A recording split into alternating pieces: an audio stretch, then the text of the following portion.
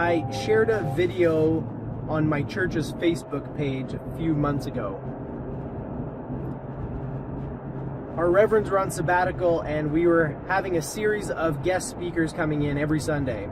And on this particular Sunday, there was a gentleman coming down who was going to talk to us about Stoic philosophy. My baby, my first love. And I actually was kind of pivotal in bringing this guy down to speak at our church. So ahead of this, I went on our Facebook page and I shared a TED Talk, or it was like a TED Talk video, like a 5-minute video about Stoic philosophy. And I had one person who didn't like it. And that's fine.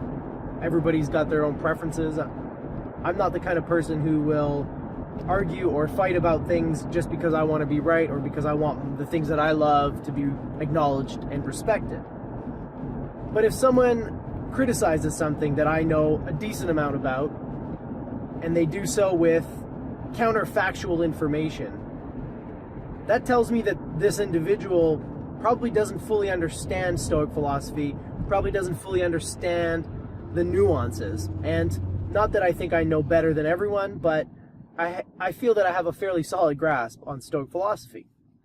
So we proceeded to have a conversation about her concerns. And I thought I would share some of the highlights, or some of the things that I wish I could have said, but didn't really want to get into an argument or a debate with this particular individual.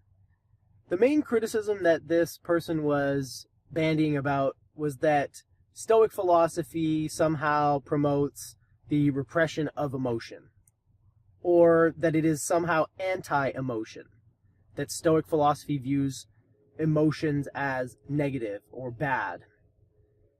And in my experience, that's not the case at all.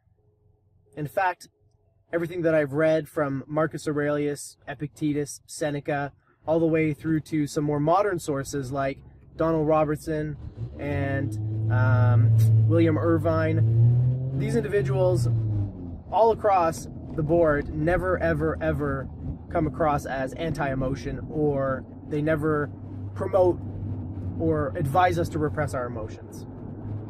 Stoic philosophy is not anti-emotion. It's pro-inner peace. So what it seeks to do is limit suffering. That is negative emotion, anger, frustration, jealousy, fear, anxiety, and so on. And it does so by promoting an approach to mental health that is focused on the contents of the mind.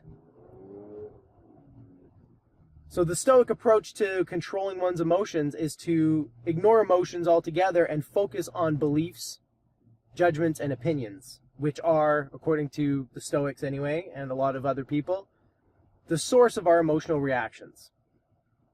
I've already read this before, I'm sure, but basically we don't get upset about things, we get upset about our opinions about things, if that makes sense.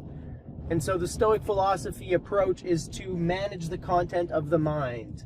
And if you do that intelligently, and if you do that in the right way, you're essentially eliminating negative emotions before they even come up. This is very different from repressing emotions. When you repress an emotion, it's already there. It has already risen up inside of you, and you're trying to bottle it up or stuff it down or whatever.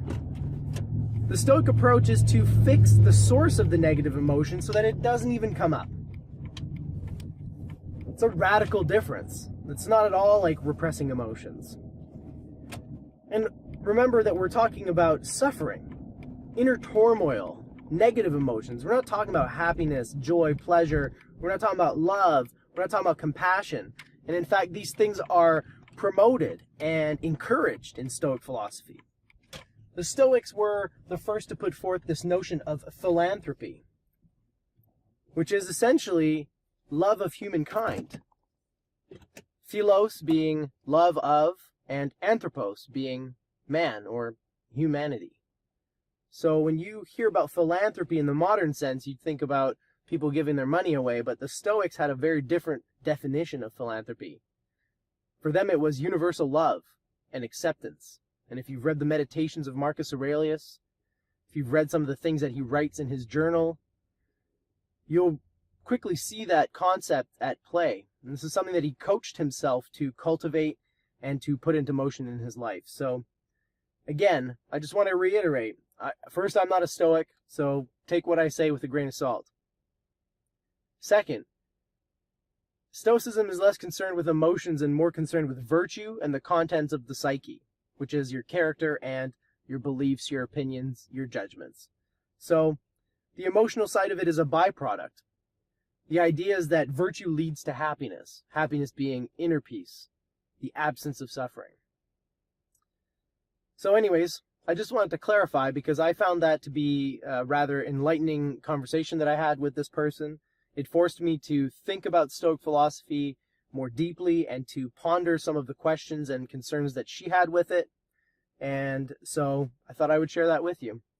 Now, if you are a Stoic or you're an expert on Stoicism, as I know many of you out there are, feel free to comment and let me know if I got something wrong. I know that there are obviously lots of nuances that I probably am missing in Stoic philosophy. So educate me. I'm looking forward to it. Cheers and live well, my friends.